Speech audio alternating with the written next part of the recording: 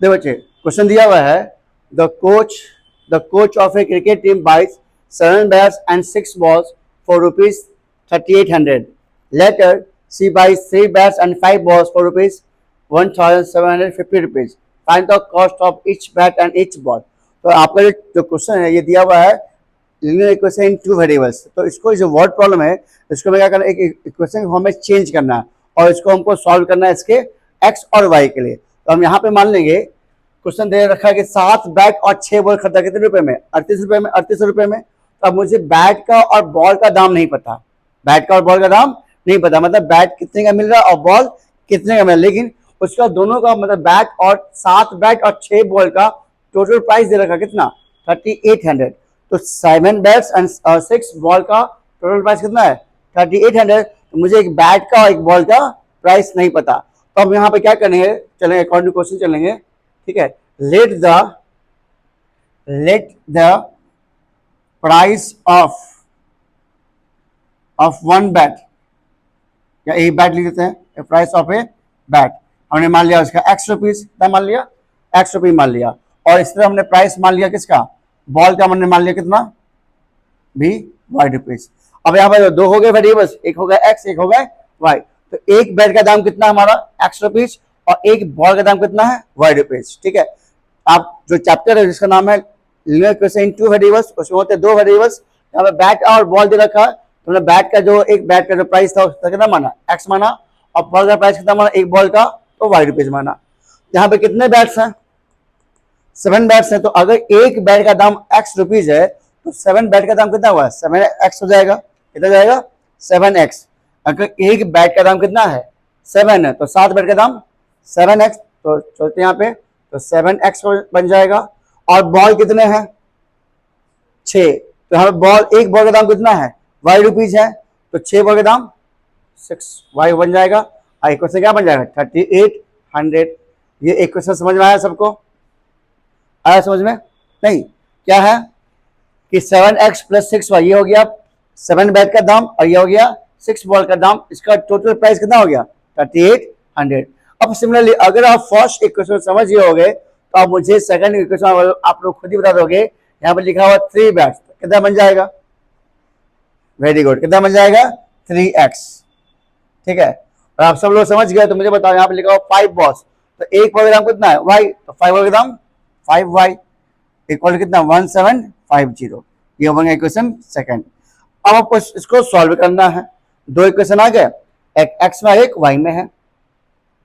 तो रूल क्या है, तो आप इसको सॉल्व करने के हम लोग 2 तरीके फॉलो करते हैं. क्लास 10th में इस जो आपका चैप्टर है इसके 2 तरीके हम लोग फॉलो करते हैं. एक हमारा होता है एलिमिनेशन मेथड, एक हमारा होता है सब्स्टिट्यूशन मेथड. तो सबसे आसान जो है वो है हमारा एलिमिनेशन मेथड. किसी एक वैल्यू का करना, वो एलिमिनेट करना या तो x वाले को या तो y वाले को. तो आपको जो एलिमिनेट करना है, आप चाहो तो दोनों को, आप चाहो तो किसी x को या तो y को एलिमिनेट कर सकते हो. ये आप पे डिपेंड करता है. लेकिन मेरा सजेशन ये रहेगा जो आपके लिए इजी हो, जो आपके लिए आसान हो, जो आपके लिए क्या हो, आसान हो. अगर आपको x हटाना आसान लग रहा है तो आप x को हटा लो, अगर y हटाना लग रहा है तो आप y को भी हटा सकते हो. ऐसा कोई नहीं रूल नहीं है कि आप हमेशा x का वैल्यू निकालो. ठीक है, तो आसान का मतलब क्या है, जैसे यहाँ पे इस वैल्यू को हमको पहले सेम करना होता है.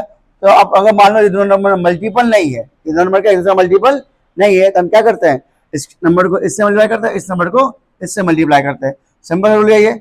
अगर 7 को 3 से गुना करो कितना बन जाएगा, 21 बन जाएगा. और 3 को गुना करो 7 से कितना बन जाएगा, 21 बन जाएगा. ठीक इसी तरह अगर हम चाहे y को हटाना चाहते हैं तो 5 को 6 से गुना कर दो और 6 को 5 से गुना कर दो. अगर मल्टीपल नहीं है तो हम लोग ऐसे ही करते हैं. अगर मल्टीपल होता है तो सिंपल सा है, जैसे मान लो यहाँ पे 5 होता है 10 होता, तो नीचे अगर 5 है ऊपर 10 है तो 5 10 का मल्टीपल है, तो केवल 5 को 2 से गुना करते हैं, 5 2 10. तो सिर्फ एक ही इक्वेशन को गुना करना पड़ता. लेकिन अगर मल्टीपल नहीं अगर होगा तो हमें इंटरचेंज करके मल्टीप्लाई करना ताकि वैल्यू सेम आ जाए. ये आप लोग समझ गए हो. चलिए अब यहाँ से हम लोग आगे स्टेप बढ़ते हैं. ठीक है, बाकी आप सबको सवाल बताते हैं, आगे भी समझ जाओगे. हम इसको कितना से मल्टीप्लाई करेंगे, 3 से, तो इसको मल्टीप्लाई करेंगे 7 से. ठीक है, लिखेंगे subtracting equation first into 3 minus equation second into 7. Subtract करना, तो पहले इसको सबको मल्टीप्लाई कर लो. तो 7 3 जा 21x प्लस 6 3 जा 18y इसको आप 3 से गुना कर दो तो 0 0, 8 से 24, कैरी 2, तो 11,400। ना इसको 7 से गुना करो, 21x plus 75 30y equal to, इसको भी 7 से गुना करो तो 0 7 5 35, कैरी 3, 7 से 49, 49 और 3 52, ठीक है, कैरी 5, 7 7 7 5 12, 12,250 रुपीज ही आया वैल्यू, ठीक है। अब जानते हो रूल क्या है, साइन चेंज करना, इसका साइन चेंज कीजिए, ये तो कट जाएगा, वैल्यू सेम आ गया, हमने क्या किया, इसको एलिमिनेट कर दिया। अब 35 में से 18 जाएगा, कितना जाएगा, -17, -17, ठीक है, घट के। अब इसको घटा लो तो ये वैल्यू बड़ा है, आंसर माइनस में आ जाएगा, तो 12,250 है, ठीक है, और 11,400 है। इसको घटाओ, 0 5, 12 में से 4 गया तो 8 0 0, 850, कितना आ गया इसका आंसर, 850। अब मुझे यहाँ से y का मान निकल गया, माइनस माइनस कट जाएगा, तो y का मान 17 से कट जाएगा, ये 75 का कितना होता है 85, 75 जा, तो इसका आंसर आ गया, y का मान कितना आ गया 50 आ गया, ठीक है। 75 का कितना होता है 85, है ना, तो 850 है तो 50। अब यहाँ से हम निकालेंगे, इसका वैल्यू को पुट कर देंगे, putting y equal to 50 in equation, किसे पुट करना बताओ, किसी एक पुट कर लो। तो हमने बताया था जो आसान हो, ये भी याद रखना, जैसे हमने अभी बताया, जो आसान उसको एलिमिनेट करना है, और जो वैल्यू आएगा या x या y का जो भी निकलेगा उसको भी आप आसान, जो इजी इक्वेशन होगा उसमें वैल्यू को पुट करना है। और ऐसा नहीं है, आप चाहो तो फर्स्ट में पुट कर सकते हो, आप चाहो तो सेकंड में पुट कर सकते हो, आंसर सेम ही आएगा। बस ध्यान रखना कि आपका कैलकुलेशन को बचाने के लिए हमें इजी इक्वेशन में पुट करना है। तो इसमें इजी हमको दिख रहा है सेकंड वाला, तो हम इसमें पुट कर लेते हैं, ठीक है। आपको मर्जी है इसमें पुट करना, तो आप इससे भी पुट करके आंसर निकाल सकते हो, आंसर सेम ही आएगा दोनों का, क्योंकि ये आपका जो होता है यूनिक सॉल्यूशन होता है ये। तो 3x plus 5y equal to कितना 1750, तो 3x का मान निकालना है मुझे, प्लस 5 इंटू वाई का मान कितना है 50, 1750, ठीक है।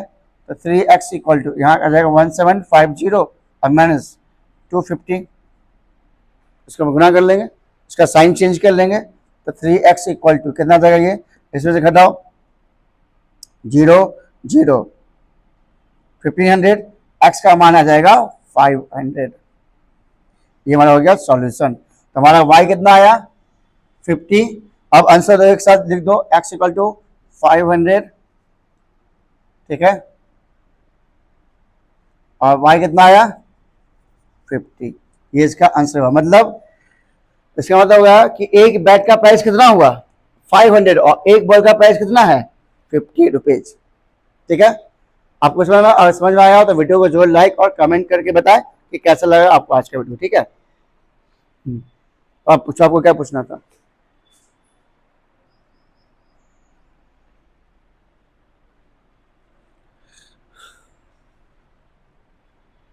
देखो अब क्वेश्चन दिया हुआ है, the larger of to supplementary angles exceed the smaller by 18 degrees, find them. यहाँ पे जो सप्लीमेंट्री एंगल होता है ऊपर आप समझ लो क्या होता है सप्लीमेंट्री एंगल। सप्लीमेंट्री एंगल का मतलब होता है कि दो एंगल का सम कितना चाहिए 180 होना चाहिए, कितना होना चाहिए, ठीक है, कितना चाहिए 180। और जो कॉम्प्लीमेंट्री एंगल होता है उसका सम कितना होता है 90 डिग्री आता है। अगर कॉम्प्लीमेंट्री एंगल है उसका सम कितना होगा 90 आएगा, अगर सप्लीमेंट्री अगर एंगल है उसका सम कितना आएगा, दो एंगल का सम कितना आएगा 180 डिग्री आएगा, ठीक है, इसे सप्लीमेंट्री कहते हैं।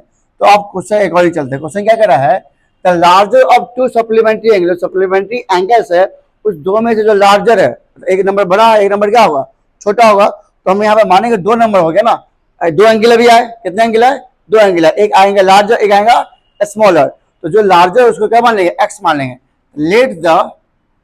Late the larger angle be x and smaller angle be y. अब समझ में आया, यहाँ पे अभी हमने बड़ा सप्लीमेंट्री एंगल जिसमें दो एंगल का सम कितना आता है 180 आता है, तो यहाँ पे कंडीशन ये नहीं है कि दोनों एंगल सेम ही होगा, एंगल कुछ भी हो सकता है, तो एक एंगल बड़ा एक एंगल छोटा, तो बड़े एंगल को हमने क्या मान लिया x और छोटे एंगल क्या मान लिया y। और क्वेश्चन ऑलरेडी कह रहा था larger of the two supplementary angles axis ज्यादा है किससे, स्मॉलर से। तो क्वेश्चन खुद ही मेंशन कर दिया, एक लार्जर है और एक क्या है स्मॉलर है, और उसका एक कह रहा है कि लार्जर जो है छोटे वाले से ज्यादा है। कितना ज्यादा है 18 है, मतलब उनका डिफरेंस कितने का बता रहा है 18 का। तो अकॉर्डिंग टू क्वेश्चन चलते हैं हम लोग, यहाँ पे लिखेंगे x minus y equal to 18। ये हुआ इक्वेशन फर्स्ट। क्या ये क्वेश्चन सबको समझ में आया? मतलब यहाँ पे क्वेश्चन कह रहा है कि जो लार्जर जो है वो स्मॉलर से ज्यादा है, क्या है किससे, लार्जर है क्या ज्यादा किससे, स्मॉल से कितना ज्यादा है 18। तो लार्जर बड़ा है तो कितना अंतर उसका होगा 18 का होगा। तो हमने लिख दिया x minus y equal to 18। Simple सा इक्वेशन है, ठीक है। और सेकंड इक्वेशन अब क्या बनेगा, अब सबके दिमाग में सेकंड इक्वेशन क्या बनेगा, ये सबसे प्रॉब्लम होता है। अभी जस्ट आपने पढ़ा कि एंगल है कौन सा सप्लीमेंट्री एंगल, तो इस दोनों एंगल का सम कितना होगा, वो तो 180 होगा। कितना आएगा 180 होगा, बन गया सेकंड इक्वेशन। है आसान। एक इक्वेशन हिडन था, इसमें लिखा होता सप्लीमेंट्री, क्या लिखा होता सप्लीमेंट्री, ठीक है। तो सप्लीमेंट्री एंगल का मतलब होता है भाई इन दोनों एंगल का सम कितना आएगा 180 आएगा, और इन दोनों का डिफरेंस कितना है, तो लार्जर और स्मॉलर का डिफरेंस बताया कितना ज्यादा है 18, मतलब लार्जर 18 ज्यादा है। तो मैंने आपको बताया था जब इक्वेशन को इक्वल करना होता है या तो 18 से माइनस कर दो या इन दोनों डिफरेंस 18 दिखा दो। अब दोनों वैल्यू सेम है, सिर्फ साइन चेंज, इसमें कुछ भी मल्टीप्लाई करने की जरूरत नहीं। जब दोनों वैल्यू सेम हो और साइन ऑपोजिट हो तो सिर्फ क्या करना हो, अब वैल्यू को कट कर दो, ये और ये कट जाएगा। मल्टीप्लाई तब करते हैं जब वैल्यू अनइक्वल हो, है ना, तब मल्टीप्लाई करते हैं। यहाँ हमने साइन भी चेंज नहीं किया, क्यों नहीं चेंज किया, क्योंकि साइन ऑलरेडी माइनस में और किसमें प्लस में। तो बच्चों में तो बहुत ज्यादा मिसकंसेप्शन रहता है कि क्या साइन हर बार चेंज करना है, क्या मल्टीप्लाई हर बार करना, नहीं, हर बार मल्टीप्लाई भी नहीं करना, हर बार साइन भी चेंज नहीं करना है। साइन तब चेंज करना जब साइन इक्वल होता, या दोनों प्लस में होता या दोनों माइनस में होता। यहाँ प्लस और माइनस ऑलरेडी दिया हुआ है, अब सिंपल इसको कट कर दोगे। ये बात सबको समझ में आ रहा है? चलो अगर समझ में आ रहा है तो वीडियो को जो लाइक दीजिएगा। x प्लस x कितना बन जाएगा 2x, और यहाँ 180 प्लस 18 कितना बन जाएगा,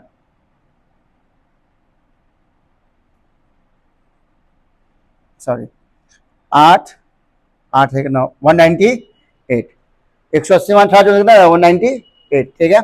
अब x का मान निकाल लो, यहाँ से कितना बन जाएगा, x का मान कितना आ गया 99।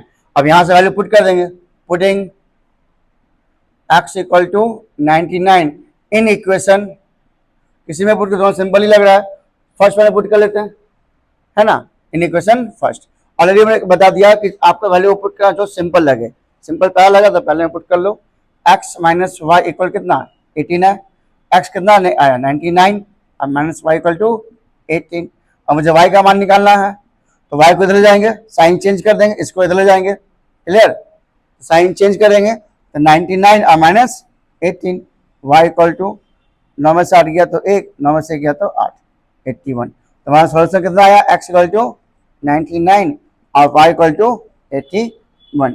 अब देखो तो इसका डिफरेंस 18 का रहेगा, चेक करो, 99 है लार्जर है और 81 है स्मॉलर है, इसका डिफरेंस कितने का है 18 का। अब चेक कर लो, 99 में से 81 घटा लो, तो 8 में से गया तो 9 में से गया तो 8, 9 में से 8 गया तो 1, तो 18 आया डिफरेंस। इन दोनों का सम कितना आएगा, इन दोनों का सम भी कितना है 180 है। यही सवाल था, आपको समझ आ रहा होगा। चलिए अब हम देखते हैं नेक्स्ट क्वेश्चन। और अगर पसंद आ रहा है वीडियो तो अपने दोस्तों वीडियो जरूर शेयर करें और चैनल को जरूर सब्सक्राइब कर ले। इस चैनल पे हमने अभी चैप्टर 3 स्टार्ट किया और बाकी जो चैप्टर्स वो भी धीरे धीरे हम अपलोड करते चलेंगे विथ एनसीईआरटी एग्जाम्पलर या आपके आर डी शर्मा और सवाल जो भी सवाल है वो सवाल इस चैप्टर में डिस्कस किए जाएंगे। और फुली आपका जो बोर्ड बेस्ड क्वेश्चंस आते हैं जो एग्जाम में आने वाले अगले साल 2026 के अंदर, वो भी आपको इस चैनल पे बताए जाएंगे। तो इस चैनल से आप जुड़े रहे ताकि आपको एग्जाम में भी अच्छे मार्क्स आ सके और अच्छी तैयारी यहाँ से हो सके, ठीक है।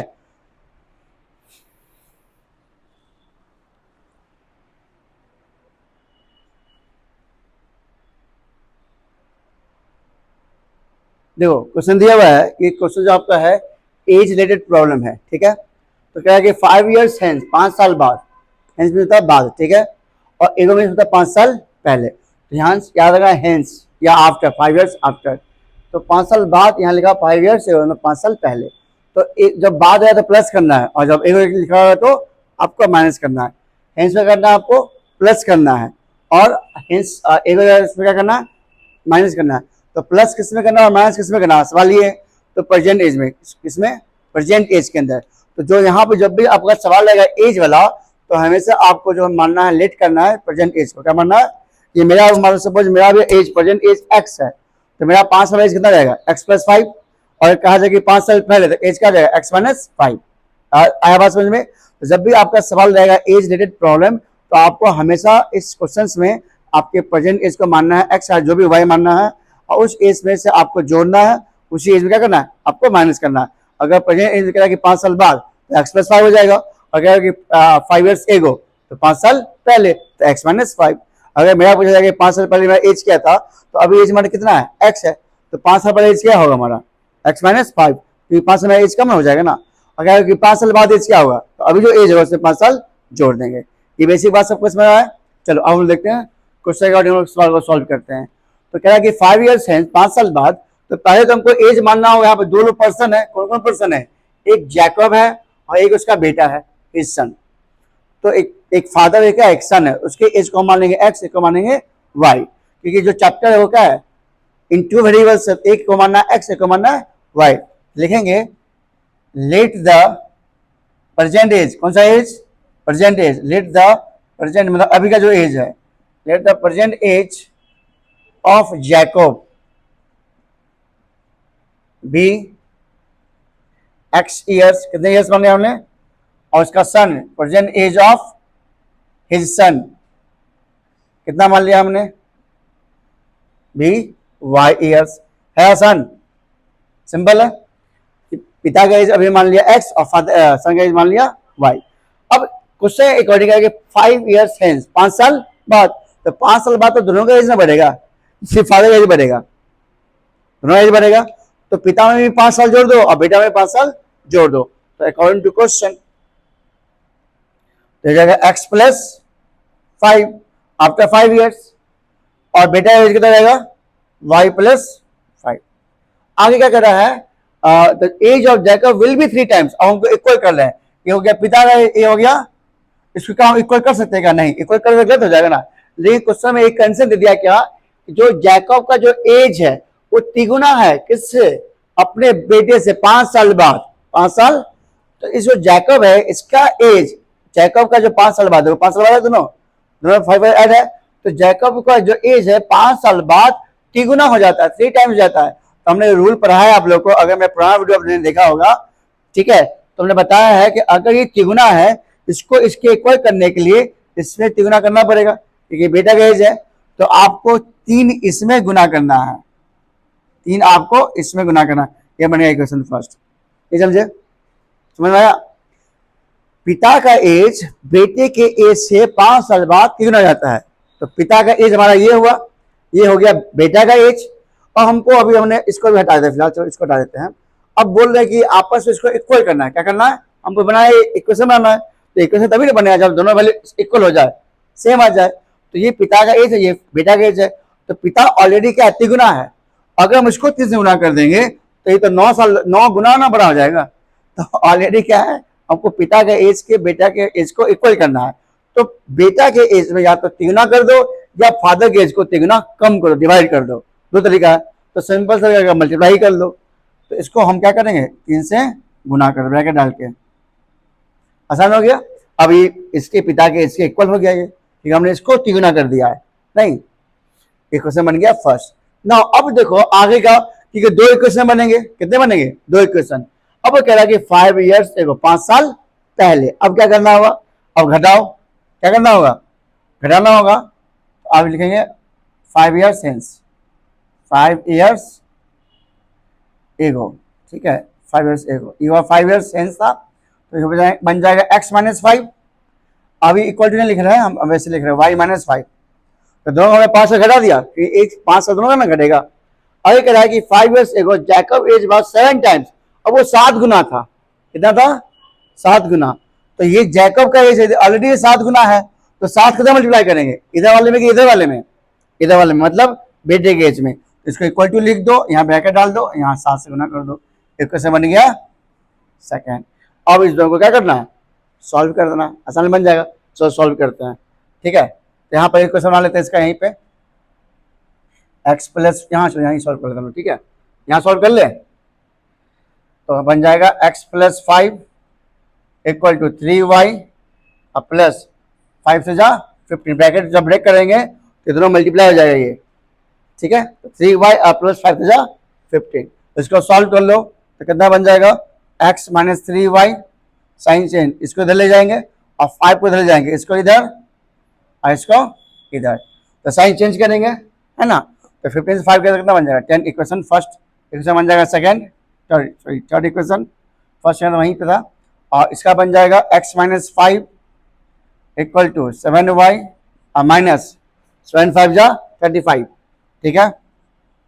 इसको सॉल्व करो तो y को इधर ले जाओ, 5 को इधर ले जाओ, ठीक है। तो कितना बन जाएगा x minus 7y equal to, plus में आ जाएगा तो माइनस 30, कितना बन जाएगा, इक्वेशन फोर्थ। अभी थर्ड देख रहे हो, अभी फोर्थ देख रहे हो, बस इसको सॉल्व करना है। देखो आसान दिख रहा है, x x दिख रहा है, तो साइन बस चेंज करना आपको, क्योंकि वैल्यू सेम है दोनों का, वैल्यू क्या है, तो इसमें कोई भी मल्टीप्लाई करने का कोई नीड नहीं है। मल्टीप्लाई कब करते हैं, जब वैल्यू सेम नहीं होता, तो हमको देखना या तो x या तो y, किसी को हम लोग एलिमिनेट कर सकते हैं। तो ऑलरेडी मेरे पास x दिख रहा है, यहाँ भी x दिख रहा है, बस ये दोनों फर्क है, ये दोनों प्लस में है, इसमें है प्लस होता है, सिर्फ यहाँ पे साइन चेंज करना हो, वैल्यू इक्वल हो गया है। अगर साइन चेंज नहीं है तो साइन को चेंज करना है, क्लियर है। तो हम यहाँ पे लिखेंगे x minus 3y equal to 10 और x minus 7y equal to minus 30।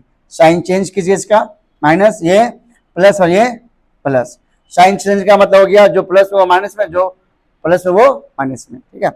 ये तो कट जाएगा, प्लस से घटेगा 3, कितना बन जाएगा 4y, और 30 में से 10 जाएगा तो 20, y का मान कितना आ गया 5, मतलब 5 ईयर्स, y का मान कितना आया 5 ईयर्स। इसको y का वैल्यू को पुट कर दो किसमें, y equal to 5 putting in equation किसमें, इसमें पुट कर लो, इसमें पुट कर लो, इससे जो इससे निकला है उसमें नहीं पुट, आप चाहे उसमें पुट कर सकते हो, लेकिन इसमें पुट कर लो जो आपको निकला equation, in equation third, in equation third. Third क्या है, x minus 3 y equal to 10, अब वैल्यू पुट करो x माइनस 3 इंटू वाई का मान कितना है 5 इक्वल टू 10, x 5 तिहाई equal to 10, x equal to आ जाएगा 15 10 25।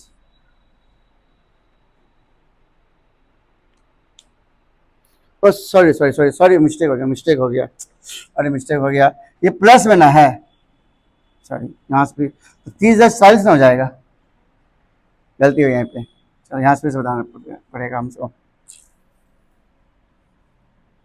यहाँ पे गलती हो गया था, ध्यान नहीं दिए हम, ठीक है। देखो तो 7 में 3 का कितना जाएगा, बन जाएगा 4y, और 30 प्लस 10 कितना बन जाएगा 40 बनेगा, तो यहाँ से y का मान कितना जाएगा 10 ईयर्स हो गया। चलो अब इस वैल्यू का करना है आपको, थर्ड इक्वेशन में पुट कर देना है, तो y इक्वल टू आया 10, इन इक्वेशन में पुट कर देते हैं थर्ड वाले में, ठीक है। तो x minus 3y equal to 10, ठीक है। अब y का मान पुट कर कितना है 10, तो x minus 3 into 10 equal to 10, x minus यहाँ जाएगा 30 इक्वल टू 10, ये जाएगा प्लस में, तो x इक्वल टू 40 ईयर्स।